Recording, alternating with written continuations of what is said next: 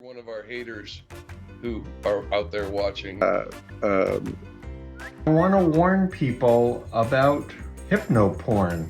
We need to stay meta. Like, what?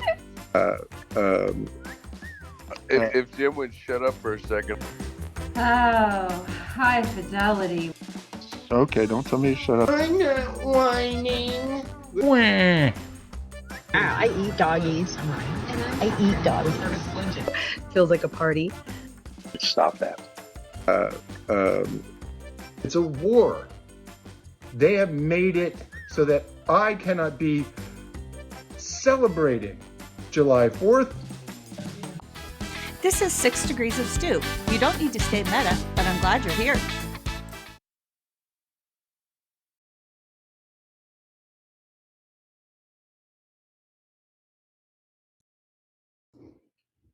Hey everybody, it's good to be back. I know this has been a while, but this is just going to be a static recording, and I'm going to have it uploaded everywhere: YouTube, Twitch, Patreon, and Spotify. And then I'm going to start going live again on different topics. But there's been a lot going on personally in my life, and other things that have kind of stymied on things that I wanted to work on. So today we are going to be going over the battle over the President's House slavery exhibit in Philadelphia. There's been a slight resolution as I was preparing this when I did want to do a live on it, but there's going to be a battle over it for a while, I think. So I have a slight introduction. I have some videos and some explanation of what that is. So I'm going to start with that. The battle over the President's House slavery exhibit in Philadelphia. On Independence Mall in Philadelphia, just steps from the Liberty Bell, stands a memorial that tells a harder truth about the nation's founding. The President's House site, where George Washington lived and where at least 9 people were held in slavery. For years, an outdoor installation called The President's House, Freedom and Slavery in the Making of a New Nation has invited visitors to confront the reality in the very shadow of America's most cherished symbols of liberty. In early 2026, that story was nearly erased from public view. Following a directive from the Trump administration to review and remove exhibits that were said to, quote, inappropriately disparage Americans past or living, end quote, National Park Service staff began taking down the glass panels that told the stories of Washington's enslaved workers. The display panels that named them described their lives and explained how slavery underpinned the early presidencies were removed from the site and placed in storage, even as thousands of visitors continue to walk past the empty framework on Independence Mall. The reaction in Philadelphia was swift. City officials, historians, and community advocates argued that the removal broke commitments made when the memorial was created, that the site would not just commemorate the presidents who lived there, but also the enslaved people who made that household function. They contended that stripping away the slavery panels did more than change a design choice. It actively distorted the historical record presented to the public. The city of Philadelphia, joined by allies, took the federal government to court. Their case centered on 2 ideas: that the public had a right to an honest interpretation of this nationally significant site, and that previous agreements about how the president's house would be presented could not be unilaterally reversed for political reasons.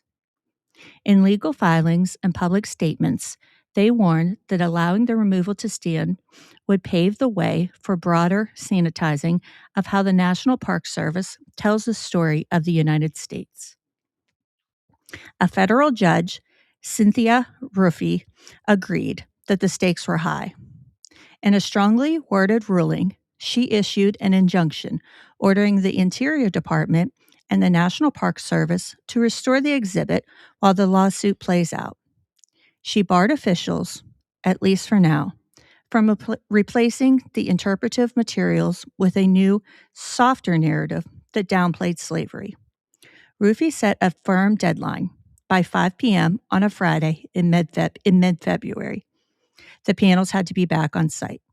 Leaving them in storage any longer, she wrote, would cause irreparable harm by depriving visitors of a full and accurate understanding of the nation's origins. In the days that followed, workers returned to the president's house site to reinstall the glass panels and accompanying displays. Slowly, the structure began to look familiar again. The names of the 9 enslaved individuals back in the public view. Their stories once more interwoven with the architecture of the early presidency and the language of freedom that echoed just across the mall in Independence Hall. Yet even as the panels went back up, the fight was far from over. The Trump administration and the Interior Department insisted that the executive branch has broad authority to shape how history is presented on federal property. They appealed Judge Rufe's order to the Third Circuit, signaling that they would continue to press for greater control over the content of exhibits like this one. For Philadelphia and for many advocates who have fought for the memorial's creation, the injunction and reinstallation marked a significant, if fragile, victory. It affirmed, at least temporarily, that the story of the president's house cannot be told without centering the lives of the enslaved people who lived and labored there. It also underscored how vulnerable public history can be to political pressure, especially in an election-charged climate.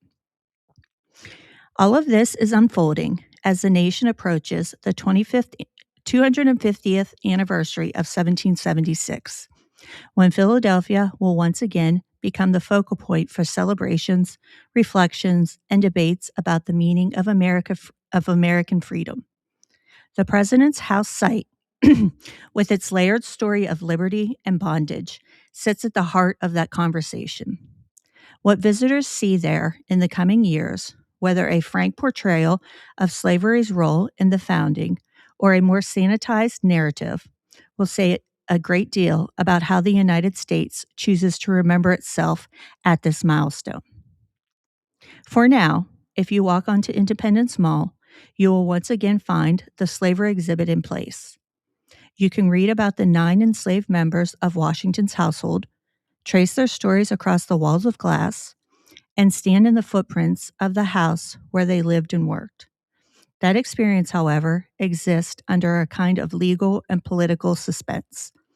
The panels are back, but their future depends on how the courts rule and on whether those in power see historical honesty as a duty or something up for negotiation. And I'm going to start the videos, and I will also have sourcing for this on the timeline of how this all went down. Okay, we'll start with the first one that my husband and I became aware of when this all started going down. Let me share my screen here.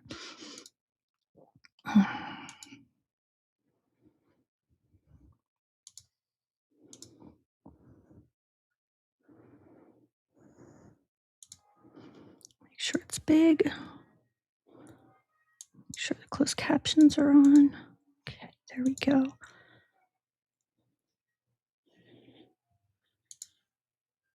Right now, controversy over the removal of a slavery exhibit at Independence National Historical Park.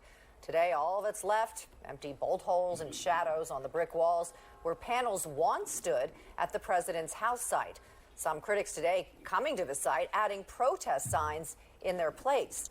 The removal coming following an executive order from President Donald Trump that specifically called out Independence National Historical Park for what the president called a widespread effort to rewrite our nation's history, replacing objective facts with a distortive narrative driven by ideology rather than the truth. Jennifer, a lot of emotion over the removal of this exhibit.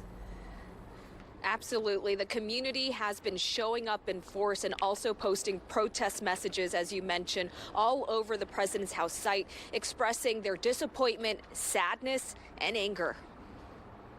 The President's House exhibit opened in 2010, telling the stories of those who lived and worked at President George Washington's home, including the 9 individuals who were enslaved. Roz McPherson is the original project director. The site came out of protest of the black community to acknowledge enslavement in the most historic mile in the country. On Thursday, cameras captured National Park Service workers removing the exhibit.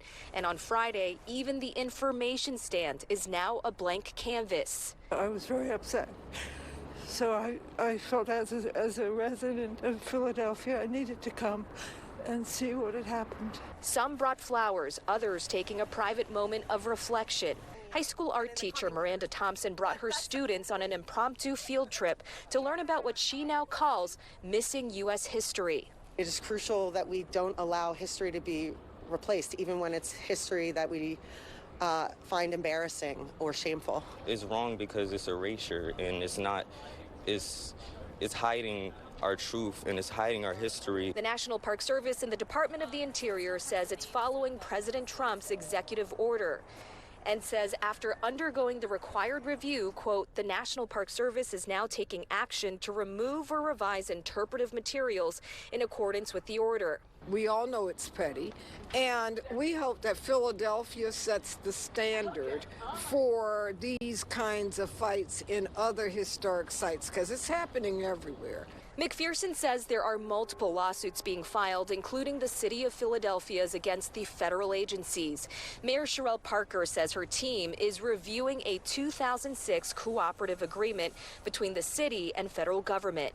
That agreement requires parties to meet and confer if there are to be any changes made to an exhibit. By Friday afternoon, the empty exhibits were filled with colorful protest messages saying history is real. We have opened up in so many ways to learn all pieces of history, and this is just, I think it's setting us back. Without Black history, there's really no history. And organizations protesting the removal of these exhibit signs are holding a virtual town hall tonight. It starts at 6:45, and we'll have a link up to that meeting on fox29.com. Don and Jason. Okay, Jennifer Lee there in Old City, thank you very much. Cover your hands. And now I will go to the next one. This is another one about when they begin their lawsuits.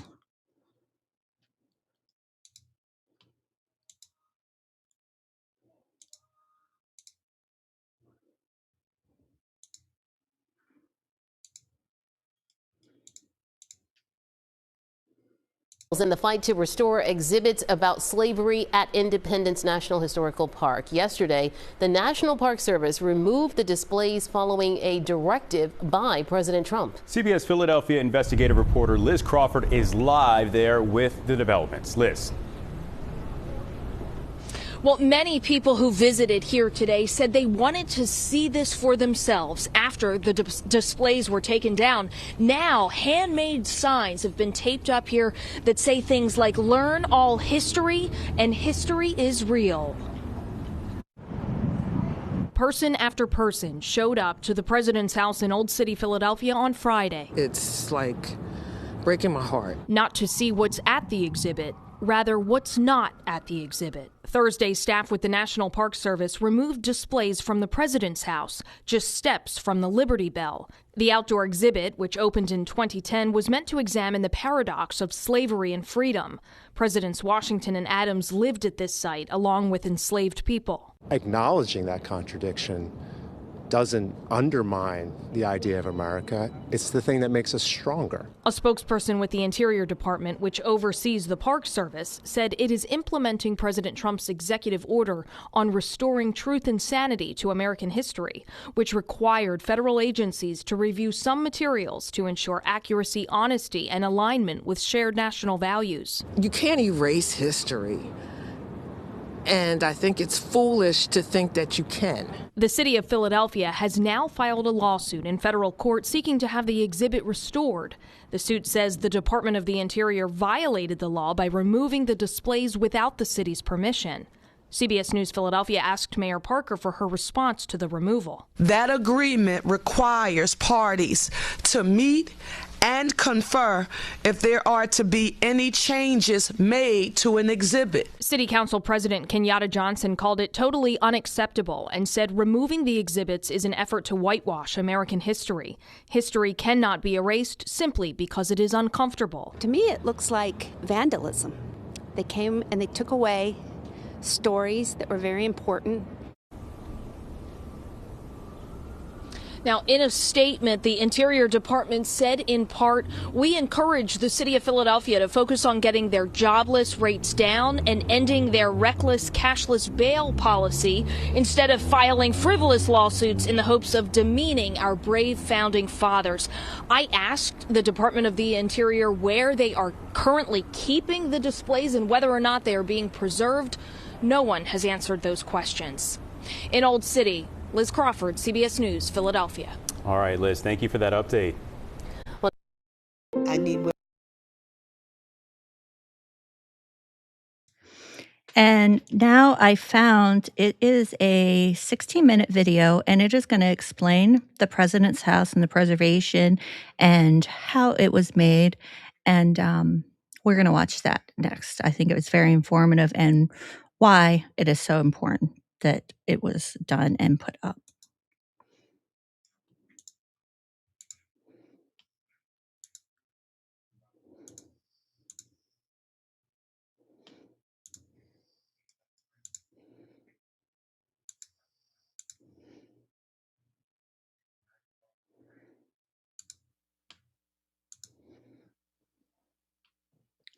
From 1790 to 1800, when Philadelphia was our new nation's capital, Presidents George Washington and John Adams lived and worked in a mansion, the President's House, at 6th and Market Streets. 9 enslaved Africans owned by George Washington also lived in that house. This video provides a glimpse into the long and challenging process that resulted in the creation of the President's House, Freedom and Slavery and the Making of a New Nation, located steps from the Liberty Bell in Independence National Historical Park. This is what they tried to erase. The site examines the contradictions, conflicts, and politics surrounding the house, illuminating a little-known fact of America's history, that enslaved Africans toiled for President Washington. Above all, the site pays homage to the 9 people whose names would otherwise be lost to history.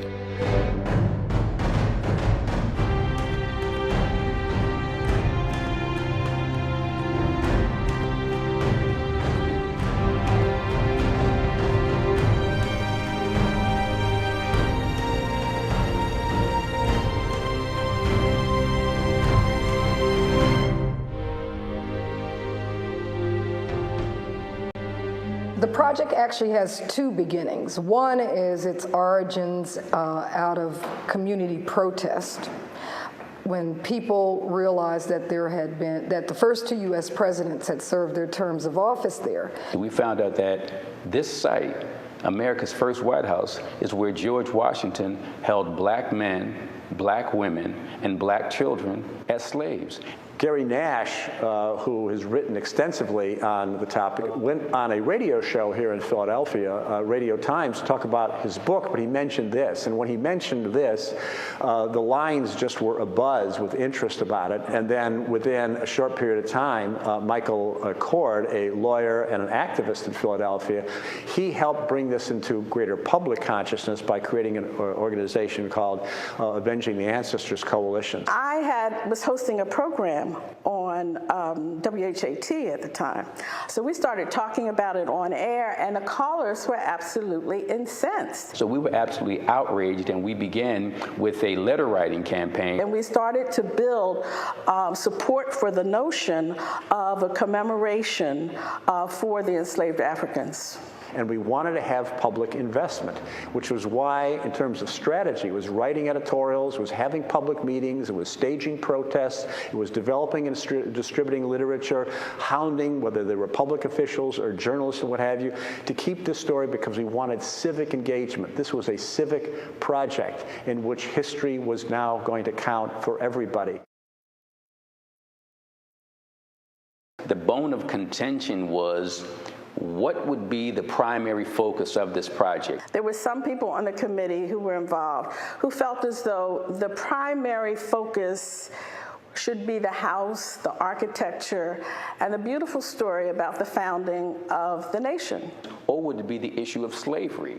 And to the extent that there was any real contention, that was and still is the contention. So we wanted the emphasis to be on these 9 or more enslaved Africans, because that was the new story. That was what had not been disclosed before. So there was always this kind of push and pull between these two schools of thought. Early into the project, we conducted an archaeological dig as part of due diligence, and lo and behold, the archaeologists located actual structural remains from that very house.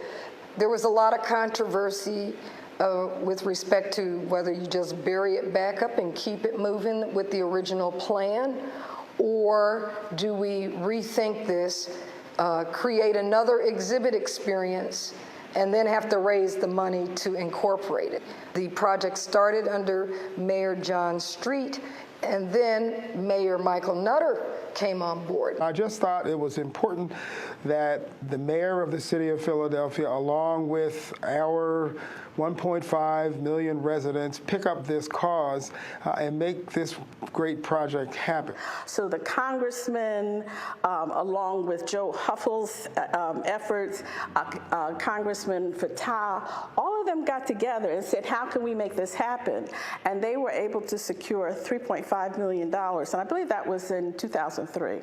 The other part about that find is that most people on the Oversight Committee, especially the African American members of the committee, did not want the archaeology to become the dominant piece of this. I believe that as whites in particular saw evidence of the true existence of this site, it became an opportunity to discuss slavery in a way that it had not resonated with people before. It's almost as if looking down into that pit and seeing passageways where enslaved would serve meals or work in the kitchen really brought a reality that didn't exist before. And it also catapulted the project to a different level It is of when you see it visibility and national importance. in person.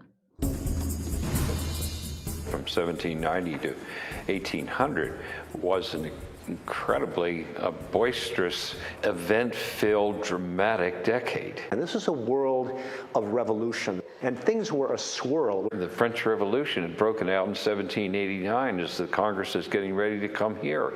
The Haitian Revolution breaks out in 1791, in the second year that Congress sat here as the nation's capital. And then in the middle of it all, there's this devastating yellow fever epidemic in 1793, wipes out, an extraordinary percentage of the population, something like 10% of the population. A two-party system is just beginning to take shape. It's a very contentious decade, and imagine the challenges of the first two presidents, Washington and John Adams, as they're trying to get the ship of state into calmer water. You also had in Philadelphia at this time an enormous amount of hope on the part of the African people who lived here, largely because, as you might understand, they had also been through the American Revolution. In the birth of the country and in the presence of this house, you have this incredible situation where everything is coming together. And the struggle for liberty would also be a struggle on the part of the African people for freedom. Well, Philadelphia was the largest and the most important free black community in the country in the 1790s. The free black population in Philadelphia was quite large, given the free black populations in other cities. And it had just emerged as a free black community only a few years before, because most of the African Americans here, when the revolution broke out, were enslaved. It was in this decade that the first two black independent churches were formed. The African Methodist Episcopal Church and the African Methodist Episcopal Zion. African people are thinking, and not only are they thinking, but they are building their own institutions. And schools with them, and other black institutions. The Free African Society. I mean, there are many things that are going on in that population. The Quaker community is quite active in Philadelphia. Washington was troubled with slavery, and before he died, he wrote a will providing for the freedom of those enslaved Africans under his control. But while he was here as president, he would have his Mount Vernon slaves here to do the work and do his bidding. Yep. The other thing that we know is that Washington would periodically take Africans back to Virginia because, of course, there was a law. And the Pennsylvania law of 1780 provided that any person brought into the state would be free after 6 months. Whenever that time was, 6 months or what have you, Washington would always take them back to Virginia. Be sure that the person, one of the 9 who were here, would not be freed under this Pennsylvania law. I must say, this is the first kind of project like this. It's unique. I mean, it's not a straight architectural project. It's an interpretive project. We didn't rebuild the house. It's an open-air structure. You can enter the site from several directions, so there is no one direction, but it's likely that most people will be coming from the visitor center across the street, across Market Street, and as they do, they will see the front of the house, and it'll draw them to it. So if they come through the front door, immediately on the left, one of the few walls is the first panel that starts to tell you about the house. On the right side is the family dining room, and you can't help but see that fireplace there. And above the fireplace is a video where in 1795 there was probably a painting or a mirror. So one begins to sort of visualize and imagine being in that room because they've been in other houses like that. There are bronze footprints in a certain area of the site that symbolize escape to freedom. There's the memorial enclosure in the back. It's a very tight space. It once was the livery stable. It's a confined space because we wanted to give a feel for the cramped quarters that many enslaved people throughout this country experienced, that their living conditions were not always ideal. And also that memorial space allows us to pay homage to the various nations or tribes in Africa from whence these enslaved came. I worked with the writer Lorene Cary to create a number of dramatic vignettes that look at the lives of the enslaved Africans in that house, as well as members of the Free African community in Philadelphia. These were dramatic vignettes, that is, they were scripted, based on historical documents, based on the information that we could find about the 9. Lorene Cary is an extraordinary writer. She really was this dogged researcher, reading through volumes and volumes of George Washington's papers and journals. This is where a lot of the evidence was. What really inspired us, I think, was really a vision that came from community representatives. I really recommend if they keep this up and you're in Philly to go visit it. It's amazing. Some of the enslaved African Americans who were in the president's house. We have an idea what their lives were like. We know, for example, that they were enslaved by George Washington.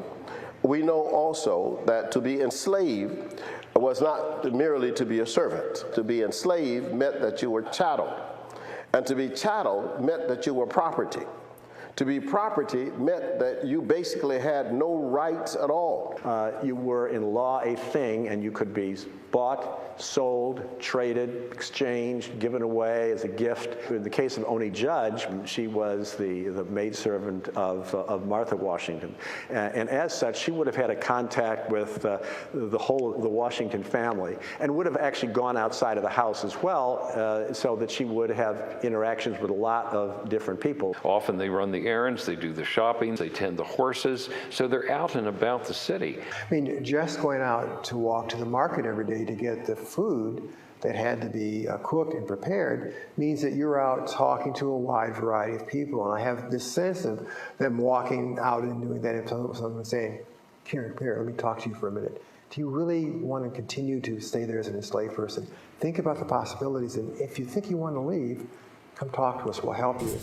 And she runs away, and she runs away because she knows that she's, quote, going to be given away, which could happen to any enslaved person. I mean, you didn't control your own life, no matter how much latitude you had in terms of your skills or what have you in the end. And so she made a decision that it was better for her to have freedom, even being bereft of part of her family, than to continue to be enslaved to another person, even though it was a member of the Washington family. When she left the house and made it down to the waterfront, and there was a ship there, and she got on that ship and she was out of here. Well, we don't know the details, but I don't think it could have happened without this kind of web of connections between free and slave. Hope she had a good life after that. We tell the story of the founding of the country. And so this exhibit is just perfect. It fits in with our main interpretive themes. In fact, it richly illustrates one of the main interpretive themes. It really does. I'm excited being the head of an African American museum that is 4 blocks away, because we get to really create a context for what this story is about and what it means. We'd like to have this project continue to generate conversation and discovery. It has great potential to do that. While men were talking about freedom, other men and women were enslaved within a block away from each other. That's the great contradiction here. That's the great juxtaposition, but it's also the great story that must be told. Must be and preserved. The context you can't erase of the that. most historic square mile anywhere in the United States of America. 10 years after the debate began, the President's House, Freedom and Slavery in the Making of a New Nation, is now open. In the heart of our nation's birthplace, we reveal a hidden story of our common past. It's a story that should inspire dialogue and understanding and remind visitors of our collective responsibility to ensure the freedoms promised by America's founding.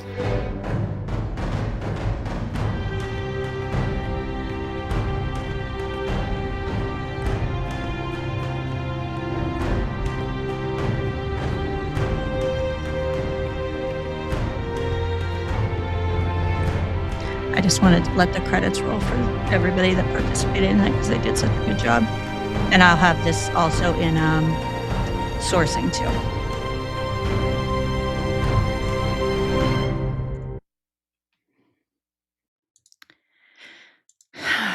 Okay, next we're going to move on to a short clip of the judge ordering the Trump administration to restore the slavery exhibit. Here we go. Let me share the screen.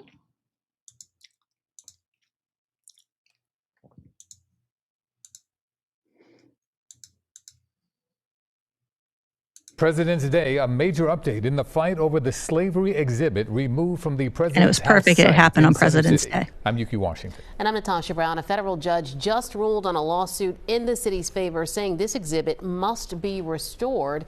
And CBS Philadelphia's Dan Snyder is live on Independence Mall. Dan, you've got the very latest. Yeah, good evening to you guys. You know, this historic site was in part meant to honor the enslaved people who were held here. And aside from being President's Day, that ruling came down coincidentally at a time when dozens of people had gathered here rallying to demand that these exhibits be put back up. Now, while they are celebrating today, they also tell us that they don't believe their fight is over just yet.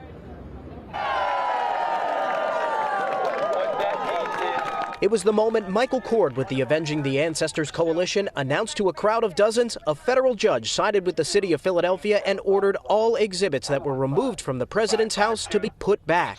But better than fighting the good fight is winning the good fight. And today we won. The judge's ruling says the site must be restored to its standing on January 21st, the day before the exhibit was removed. It came after President Trump's executive order last year titled Restoring Truth and Sanity to American History. The news also came as people with the coalition were holding a President's Day rally, calling for the panels to be restored. So this has been a very rewarding effort, but also it's crazy that in 2026 we still have to do this. In 2026 we still have to fight for the truth. The Interior Department has not commented on today's ruling so far. However, in a statement last month, the department said in part they were not, quote, erasing history, and that, quote, the order directed a review of certain interpretive content to ensure parks tell a full and accurate story of American history. The department also said signage should be, quote, informed by current scholarship and expert review, not through a narrow ideological lens. But those who have fought for the restoration of this site say this is a true telling of history. It is. We understand that our history isn't great. Our history has blemishes, but we have to tell it because it is the history of this country. It is what made this country, and it is the fabric of this country. Cord says he believes the federal government will appeal the decision, which could keep the displays down longer. In the meantime, people have taken to putting up their own signs. I felt that it was a horrible thing that they would take our history down. I think it's everybody's history. And while Cord believes there's still a fight ahead, he said he's optimistic about today's news. So this tells me that there's some glimmer of hope for the future of America. Now, the judge's order also says the government cannot damage the displays or make any more changes here. There is no timetable for when the exhibits will be restored at this site. However, Cord does tell us he doesn't expect the federal government to move quickly as they go through a potential appeals process. For now, live at Independence Mall, Dan Snyder, we'll send it back to you. All right, Dan, thank you very much. Democratic Congressman Dwight Evans from Philadelphia just released this statement saying this is a victory for all Philadelphians and Americans over a shameful attempt by the Trump-Vance administration to whitewash our history. Rain-X. Okay, and the last one I have here, let me let the commercial go through here. 1 second. Is slavery exhibit being restored at the president's house, and this shows them putting stuff back up.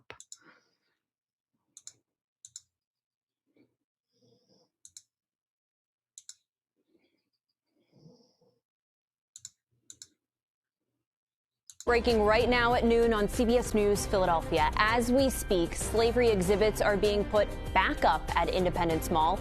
This follows an order from a judge to do so, and it's happening despite pushback from federal officials. Let's get right out to our Dan Snyder, who is live at the exhibit in Old City with those breaking details. Hey, Dan. Hey, Nikki, good afternoon to you. And you can see behind me, National Park Service staff hard at work here, putting up these displays that were taken down late last month. You can see they're prepping this wall. I can tell you the wall to the left of here, wall to the right of here, those exhibits have been put up, and we have some video that we can show you here, taken just within the last few hours as staff was putting these back up. What we were told by staff on scene here, these are the original plaques, the original displays that were taken down. Now, this all stems from the city's lawsuit against the federal government demanding that these be put back up. A federal judge ruled in the city's favor yesterday, releasing a new order saying that the federal government was not complying with her order. She gave the government until 5 p.m. tomorrow to reinstate this historic site. And you can see that work is being done right now. We've been seeing a lot of people coming out, glad to see it go back pictures, up. a lot of smiles from people who were out here and who have supported the effort to bring these back up. One of those, Mayor Sherelle Parker. She stopped by very briefly just to see these displays being put back up. She thanked the National Park Service workers here who were doing that. You know, the workers here, they've been taking care of these panels. They've been leaning them against foam. They've been polishing them and cleaning them off when they get put up. So we're going to continue to follow this throughout the day as more and more of these displays get returned to the president's house here. For now, live on Independence Mall, Dan Snyder, we'll send it back to you. Dan, you've been following this story for several months now. We know you're going to continue following this developing situation. You'll have more later. Thanks so much. And Taj and I were there. Let's see, I had COVID December 2024. I got it at the end of Christmas. And I was recovering. So it would have been the spring of 2025. We went and we spent a night in Philly. And then on our way back, we were going to see our son who goes to UNC. And on our way back, we met up with Quacks. He's been on my show before, Conspiracy Hodgepodge. And we had met up with him. And Taj and I ourselves one day went just, messing around in Philly and stuff. We've been there many times and we went there. So I did pull some of a few pictures Taj took when we were there. Let me see if I can pull these up here from when we were there. And I'll show those and I'll end with that. But yeah, if you ever get a chance, go and support it. And hopefully the Trump administration does not win this lawsuit and it does not go through. Let me see. Philly 1. Here we go. That is it says Mount Vernon to Philadelphia, Path to Freedom for Some. The 9 enslaved men and women of the president's house were chosen by Washington to accompany him to Philadelphia. They were separated from their families back in Mount Vernon and rotated out of state regularly to prevent them from gaining freedom under Pennsylvania law. Christopher Shields, enslaved attendant to Washington. Hercules, enslaved cook. Richmond, Hercules, enslaved son. Gills, enslaved stable hand. Oni Judge, enslaved maid and seamstress to Martha. Austin, Ona's enslaved half-brother, house servant. Paris, enslaved stable hand. Mull, enslaved maid to Martha. Joe Richardson, enslaved, I can't see that word there even with my glasses, for the president's coach. Let me remove that one. Replace. Okay, I can put up another one. Here we go. Let me get my second one.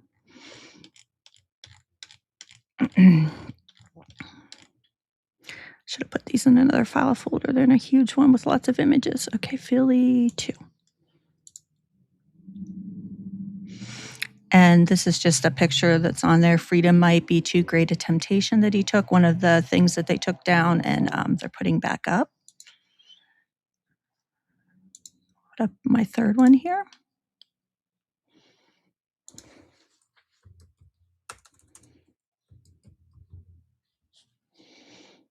Let's see the third one. Here we go. That's about the chef Hercules. I don't know if I can zoom in or not. Probably you guys can later when you watch it. Let's go to the fourth one.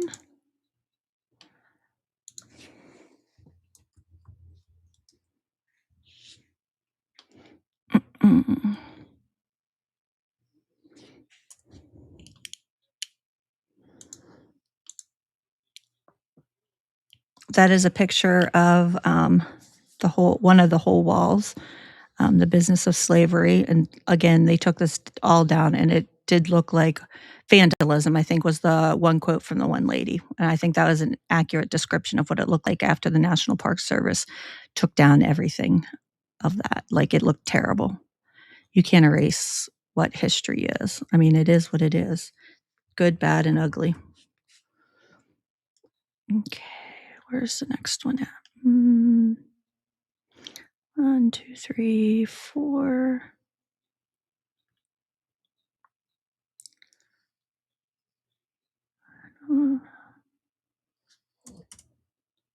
Thought I uploaded more. Oh, here we go. It's this one. That's part of the exhibit too. And they had TV screens that would play like automatically and tell you the story as you walked around. I thought it was great because it was such an interpretive exhibit. And it wasn't one of those boring ones where you're like, oh, I'm going to ignore this, not listen to it. You know what I mean? When you go to some museums or whatever, you're not interested in it. Like it was really well done, really well done. we spent a lot of time there. Okay, is that the last picture I pulled from my husband's phone? Oh no, here's one more. And that's what it looks like down when they were talking about the excavation. It's kind of hard if it's a sunny day, but you look down in and you can see where they excavated and like where the slaves would have been cooking or during their work or, you know, where the kitchens were and things like that. And it's quite, I don't know what the right word is for it when you're thinking about it and looking at it. But it's really something. But yeah, I thought it was important to cover this and talk about it because it had been going on. I'm kind of glad that so many things were going on because I got to a point where there was some resolution and they put everything back up because I had been following it all along and Taj was helping me and giving me updates. So at least there's a resolution now. And now it's just to see what the new judge says over this battle. So I hope you guys enjoyed that little historical talk and what the Trump administration order is doing to history or trying to do, rewriting it. And so I'm going to end with that. And like I said, it'll be up with all my sourcing. I'll put it on all the platforms that I normally do. And I will be going live soon. I have another idea for a live. And I thank you all, to all my supporters, and I will talk to you all soon. Thank you. Bye.